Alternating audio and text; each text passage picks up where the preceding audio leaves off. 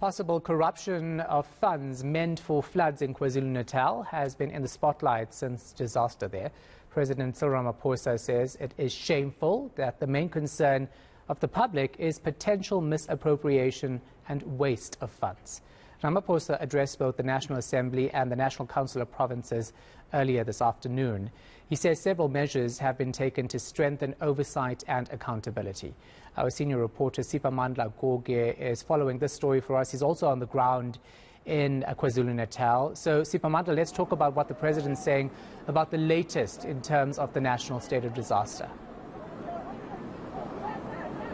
Well, basically the president today giving an overview of what has transpired since the state of national disaster was declared, but going at length really to caution those who will try and steal or loot these emergency funds. It's something that is a genuine concern from many South Africans across the country, particularly in those hardest hit areas across the country. Remember, you're talking about a number of provinces that are facing challenges as we speak, mainly KwaZulu-Natal, the Eastern Cape, Northwest and the Free State are some of the provinces that have experienced severe weather patterns of late. And the president today saying it's a shame that instead of dealing with disaster, but people are focusing on ensuring that those emergency funds will not be looted. We saw what happened during the COVID-19 pandemic. The PPE corruption scandals were all over, and many South Africans really have registered their caution and unhappiness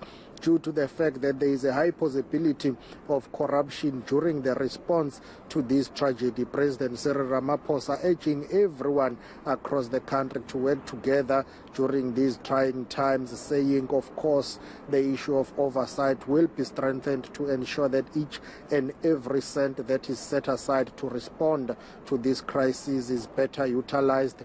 No cent will be stolen, but we have had such promises in the past, and we have seen what has happened during a period of crisis in South Africa where thieves will help themselves out in terms of looting and stealing money that is meant for those who are the victims of whatever tragedy. So in KwaZulu-Natal, people are busy rebuilding their lives and livelihoods. Over the past weekend, you had people undertaking funeral services for their loved ones. There are more than 53 people who are still missing in the province. Today, the president basically outlining the government's response in terms of this tragedy, but also saying more needs to be done to ensure that the country fully recovers from this. There is no amount, and you cannot quantify the cost to human life, but in terms of the economy, it has taken a knock. Remember, KwaZulu-Natal is facing this crisis and this tragedy at the back of the COVID-19 pandemic. The first case to be reported in South Africa was in KwaZulu-Natal, and the province has suffered a lot together with other provinces across the country in terms of COVID-19 pandemic. But you fast forward to July 2021 with the unrest, and while the province and the country were still trying to basically recover from that, you've got the 2022 floods, and that will take the country backwards in terms of resources, because you would need billions of rands to recover from that. Let's take a listen to what the president said. It is a great source of shame when this disaster struck. The most burning public debate was around fears that the resources allocated to respond to this disaster would be misappropriated or wasted. This shows us just how tired the people of South Africa have become of corruption. It is a stern reminder to all of government and businesses providing goods and services that the people of South Africa will not stand for acts of self-enrichment at the expense of those who have already lost. And of course, as the president raises those concerns of the public regarding corruption and funds being looted, today, Siphamandla, Letiwe was in Kwasanti, and she spoke to residents who actually allege that officials are stealing aid meant for them. So let's take a listen to that.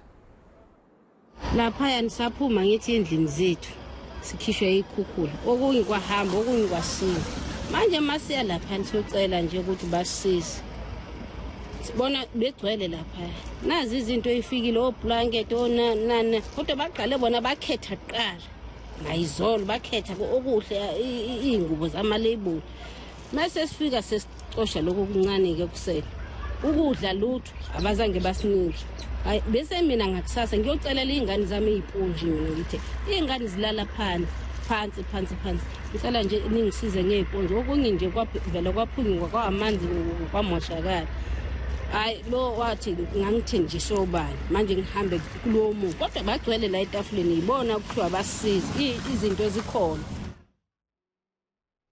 We were hoping to get answers from the Cooperative Governance MEC Sipho Hlomuka tonight about that, but we've just been told he's having a signal issue, so we can't conduct that interview again. We'll try again for the rest of the week. But you also covered the ANC eThekwini regional media briefing. What are they saying about the metro being the worst affected?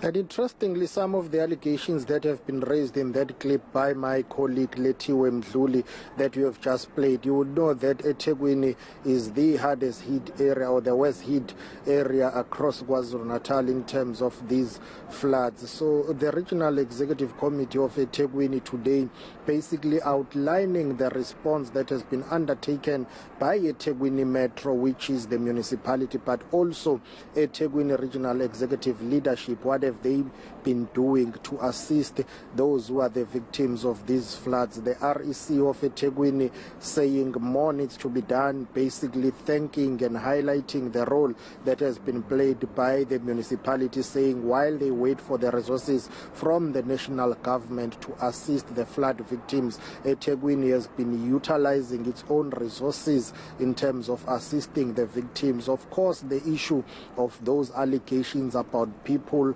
shortchanging or taking things that should be going towards the flood victims, the REC of eThekwini saying, well, that should not be encouraged. People should report such incidents. They were asked about that issue involving the Premier of KwaZulu-Natal, Sihle Zikalala, and what has become known as the water tanker gate, saying the Premier has apologized in this regard. They don't think there is any further action that is required. Should there be any action, then the Provincial Executive Committee of the ANC in KwaZulu-Natal will have to deal with that, because there's a structure that the Premier reports to. But across eThekwini, you've been hearing of allegations by community members who've been alleging that we'll have officials who will not give them what is required of them in terms of food, blankets, mattresses. They say they will be taking some of that stuff and then they will just give them the leftovers. Of course, those allegations have been dismissed by some people within the quarters